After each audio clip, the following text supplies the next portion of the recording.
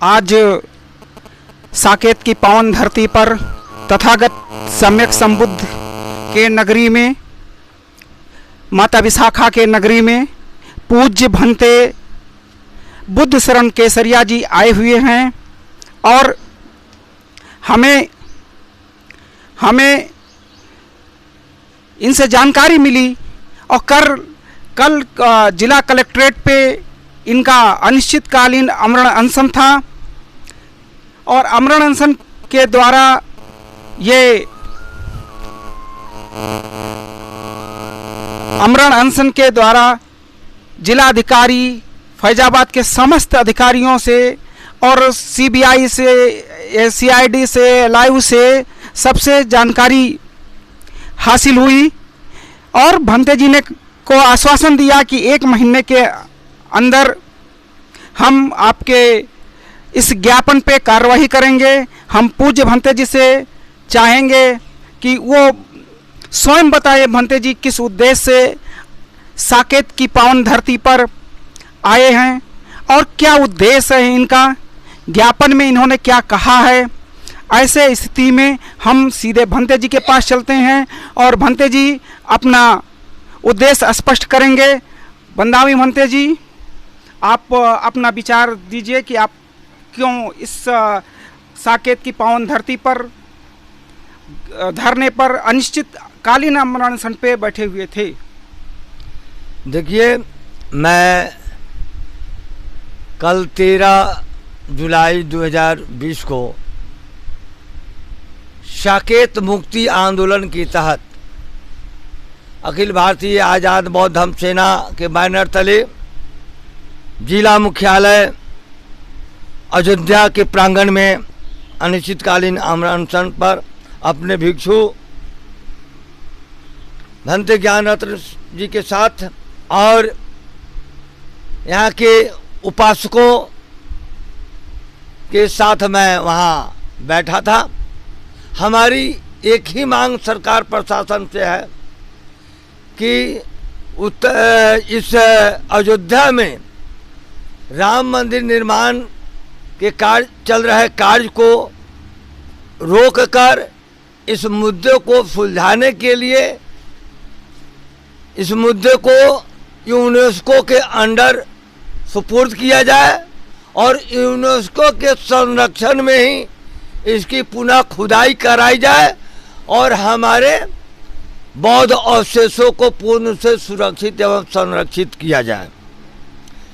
जब इसके पूर्व में मैंने सभी प्रधानमंत्री, राष्ट्रपति, चीफ जस्टिस सुप्रीम कोर्ट और राज्य के आला अधिकारियों और मुख्यमंत्री, गवर्नर को भी पत्र लिखा था, जिसके आलोक में मैंने अनशन किया।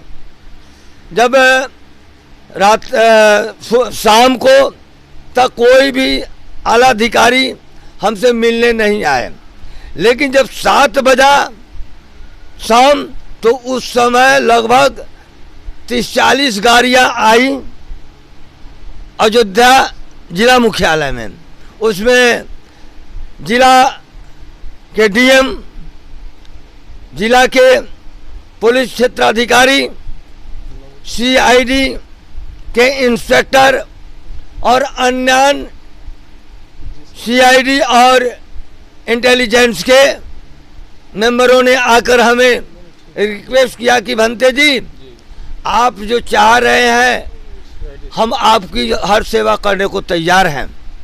आप 10 दिन 5 दिन भी बैठकर जो काम हमसे कराएंगे तो आज ही हम क्यों नहीं करते।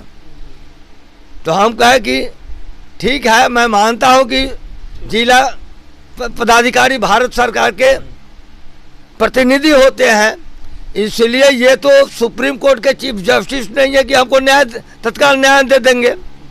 इसलिए मैंने उनसे कहा कि ठीक है, मैं अनशन समाप्त करूंगा, लेकिन इस शर्त पर कि हमारा जो मुद्दा है आप अपने स्तर से जिला पदाधिकारी वो अयोध्या अपने स्तर से हमारी बातों को महामहिम राष्ट्रपति महोदय, माननीय प्रधानमंत्री भंते जी, एक चीज़ ये बताइए कि ये मुकदमा तो माननीय उच्चतम न्यायालय में चल रहा है और जिसकी सुनवाई हो भी रही है, आप इस मुकदमे के बारे में जो बौद्ध अवशेषों को लेके चल रहा है, उन अवशेषों को लेके आप इस मुकदमे में आपका क्या विचार है? इस मुकदमे में तो हमारा विचार है कि सर्वप्रथम तो हम अल्पसंख्यक भारतीय अल्पसंख्यक बौद्धों के साथ बहुत बड़ा अन्याय किया है। संवैधानिक मूल्यों की धज्जियां उड़ाकर जो राम मंदिर का फैसला जिन न्यायाधीशों की कमेटी ने किया, चीफ जस्टिस ने किया, ये एक तरफा, ये सारी बातों को सच्चाई को जानते हुए कि ये बुद्धिस्ट प्लेस है, लेकिन भारत सरकार वर्तमान भाजपा की सरकार, पूरी सरकार और हिंदूवादी संगठनों के लोगों ने उनको चीफ जस्टिस पर यह इम्प्रेशन बनाया कि संवैधानिक रूप से साक्ष्य के आधार पर हिंदुओं को तो विजय होगी नहीं, राम मंदिर के लिए कोई फैसला आएगा नहीं, इसलिए आप करोड़ों हिंदुओं के आस्था और विश्वास के आधार पर फैसला दीजिए। और वही किया। आज जिसका वो जज जो इस अयोध्या मसला को सोल्व किया, यानी राम के हिंदुओं के पक्ष में फैसला दिया, आज उनको भारत सरकार का मेंबर बना दिया गया, सदन में पहुंचा दिया गया। तो आखिर उन्होंने गलत किया तभी तो आज पारितोषिक मिली है। तो इसलिए हमारे बौद्धों को तो सुना ही नहीं गया।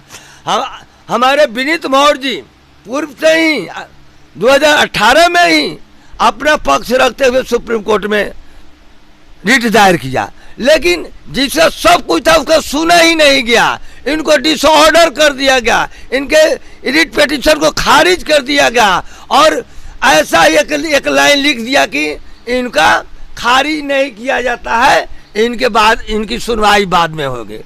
तो सब कुछ हो गया, लेकिन आज जब उसी राम मंदिर निर्माण के लिए जब खुदाई होने लगी है, समतलीकरण होने लगा है, तो सारा का सारा एविडेंस बुद्ध का मिलने लगा है। तो अब हम कैसे कहेंगे, अब उसे माननीय जज महोदय से भी कहेंगे किस आस्था और विश्वास के नाम पर आपने हिंदुओं के पक्ष में फैसला दिया था। अब आप बताओ ऐ जज महोदय कि अब बौद्धों के आस्था का, तुम कहते हो करोड़ों बौद्धों का, हमारा कहना है कि हमारा अरबों खरबों बौद्धों का आस्था और विश्वास कहा जाएगा। फैसला करो। तुम तो कुर्सी पाकर संसद में चले गए, लेकिन हम बौद्ध भिक्षुओं के, हम बौद्ध अल्पसंख्यक बौद्धों के साथ अत्याचार किया, तुमको क्या सजा मिलना चाहिए। इसलिए अगर हमारा सारा एविडेंस मिला है तो मैं तो चाहूँगा कि हमारे बौद्ध समाज के लोग उस असंवैधानिक रूप से देने वाले जज के विरुद्ध में भी इंटरनेशनल कोर्ट में मामला दायर करें। ये मुकदमा जो अयोध्या का बौद्धों का है, ये मुकदमा विनीत कुमार मौर्य बनाम भारत सरकार, diary number 8253/2018, writ petition number 294/2018, जो माननीय उच्चतम न्यायालय में चल रहा है, इसको हिंदू मुस्लिम के साथ टैग किया गया था और सुनवाई के अंतिम दिनों में इसको डीटैग कर दिया गया, ये कह के कि इस मुकदमे को हम बाद में सुनेंगे। ऐसे स्थिति में 20 मई को समतलीकरण के द्वारा मंदिर ट्रस्ट ने मंदिर अवशेष घोषित करते हुए एक प्रेस वार्ता की थी। 20 मई को जब फोटो सामने आई अखबारों में और इलेक्ट्रॉनिक मीडिया, प्रिंट मीडिया के द्वारा, तब इस फोटो पे फिर से चर्चा शुरू हुई कि ये बौद्ध अवशेष हैं। सारे भारत के ही नहीं, भारत के बाहर सारे जो है बौद्ध धर्म के अनुयायी और बाबा साहब के अनुयायियों ने एक रिसर्च करना शुरू कर दिया कि ये बौद्ध अवशेष हैं। और इन अवशेषों को लेके 5 जून 2020 को ये इस विनीत कुमार मौर्य बनाम भारत सरकार के पिटीशन में फिर से 5 जून को दाखिल किया गया कि हमें स्टे चाहिए और इसको आर्कियोलॉजी साइट घोषित किया जाए। जो भी अवशेष हैं उन अवशेषों को सुरक्षित एवं संरक्षित करके अयोध्या में ही साकेत की पावन धरती पर ही जो है एक संग्रहालय बनाया जाए, इन अवशेषों को सुरक्षित किया जाए और सबके लिए खोल दिया जाए। जिस तरीके से सारनाथ, श्रावस्ती, संकिसा, सांची में अवशेषों को सुरक्षित किया गया है और उनको बौद्ध अवशेषों के तहत ही देखा जाता है, ऐसे स्थिति में यह मांग भंते जी के द्वारा हुई है कि इन अवशेषों को सुरक्षित और संरक्षित कर दिया जाए। ऐसे करने से भारत का आय बढ़ेगा। जो विदेशी लोग आएंगे वो भारत में आएंगे तो यहाँ की अर्थव्यवस्था बढ़ेगी और इन अवशेषों पे शोध होंगे जो हजारों वर्षों से दबे हुए अवशेष हैं। सम्यक संबुद्ध तथागत के समय, माता विशाखा के समय ये नगरी अश्वघोष, असंग, बासुबंध ऐसे विद्वान, ये वैद्यराज जीवक सम्यक संबुद्ध के समय जो दुनिया का सबसे बड़ा वैद्य था, जीवक के नाम से प्रसिद्ध हुआ। और ऐसे स्थिति में हम यही कामना करते हैं कि ये अयोध्या सुरक्षित और संरक्षित किया जाए। और ये एक ही जगह की बात नहीं है, पूरी अयोध्या की बात है।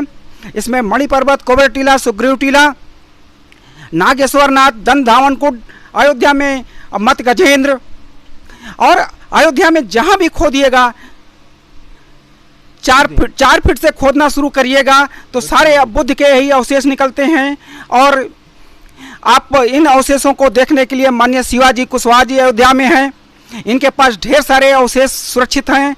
इन्होंने जगह जगह खुदाई हुई, खोद के उत्खनन करके अवशेषों को जो है लेके रखे हुए हैं। और ऐसे स्थिति में भंते जी आए हुए हैं और भंते जी से निवेदन है कि अब जो वर्षावास का समय है उस वर्षावास को यही साकेत की धरती पर अपना वर्षावास व्यतीत करें। भंते जी से निवेदन है, हम उनकी सहमति चाहते हैं। भंते जी साकेत की धरती पावन नगरी में, सम्यक संबुद्ध के पावन नगरी में, धम्म सम्राट अशोक महान के नगरी में आप वर्षावास करने के लिए मेरा निवेदन है। भंते जी आप इस निवेदन को स्वीकार कीजिए। मैं सर्वप्रथम इस फैजाबाद, अयोध्या, साकेत के उपासक उपासिकाओं का कोटि कोटि साधुवाद देता हूँ कि यहाँ के उपासक उपासिकाओं ने जो करुणा, मैत्री, प्रेम देकर हमें अभिभूत किया। तो मैं इस साकेत की सौगंध खाकर बोलता हूँ कि साकेत के कल्याण के लिए, साकेत के विकास के लिए अगर भंते भूत शरण को अपनी कुर्बानी देना पड़े, अपने जीवन का अंतिम सांस भी कुर्बान कर देगा साकेत की रक्षा के और विकास के लिए। और आप लोगों ने जो करुणामय प्यार मोहब्बत दिया, जिसका परिणाम है कि आज साकेत हमारा आंदोलन की ओर है। साकेत का बच्चा आज आंदोलित हो चुका है। भगवान बुद्ध ने कहा कि हे मानव, मैं मोक्ष और मुक्ति दाता नहीं हूँ, मैं मार्ग दाता हूँ। सेल्फ एनलाइटमेंट अत दीपोभव। आप अपनी रक्षा खुद करो। साकेत के सभी बौद्ध उपासक उपासिकाओं को, सभी बहुजन समाज के संगठन से जुड़े 85% लोगों को मैं आह्वान करता हूँ क्योंकि आप बुद्ध के वंशज हैं, इसलिए हे बुद्ध के वंशजों, हे 85% के बहुजनों, आप अपनी धर्म संस्कृति की रक्षा के लिए आगे बढ़ो। आपके घर में अगर चोर घुस गया है, आप अगर सोए रहेंगे तो चोर चोरी कर ही लेगा, लेकिन आप जग जाएंगे तो चोर पकड़ा जाएगा। मैं तो बिहार से आया हूँ और आपको जगाने आया हूँ कि जागो ऐ साकेत वासियों, ऐ साकेत के बुद्ध के वंशजों, जागो, अपनी संस्कृति और धरोहर की रक्षा करो। लुटेरा तुम्हारा जबरन लूटना चाह रहा है, हम तो आए हैं जगाने, आप जगे रहो। चोर जो है कि खुद भागेगा और हमारा साकेत मुक्त हो जाएगा। आज इसी क्रम में भंते जी से मिलने के लिए राष्ट्रीय अंबेडकर सेना के माननीय उदय प्रताप बौद्ध जी सुल्तानपुर से आए हुए हैं और उनके ढेर सारे साथी जिला अध्यक्ष राष्ट्रीय अंबेडकर सेना के जिला अध्यक्ष सिद्धार्थ बौद्ध जी आए हुए हैं। और ये धरना स्थगित नहीं हुआ है। प्रशासन ने 1 महीने का समय मांगा है कि भंते जी मुझे 1 महीने का समय दीजिए, मैं आपकी सारी मांगों को राष्ट्रपति, प्रधानमंत्री और चीफ जस्टिस को, उच्चतम न्यायालय के मुख्य न्यायाधीश को पहुंचाऊंगा। इसी आश्वासन पे भंते जी ने ये धरना स्थगित किया है। आज 30 दिन के बाद भंते जी फिर से, अगर ये सब मांग नहीं पूरी हुई तो ये फिर से ये आंदोलन में शामिल होंगे। हम एक बार पढ़ के इस ज्ञापन को मैं आपको जो है बताने का प्रयास करूंगा। सेवा में माननीय मुख्यमंत्री महोदय, उत्तर प्रदेश सरकार, लखनऊ। सेवा में महामहिम राष्ट्रपति महोदय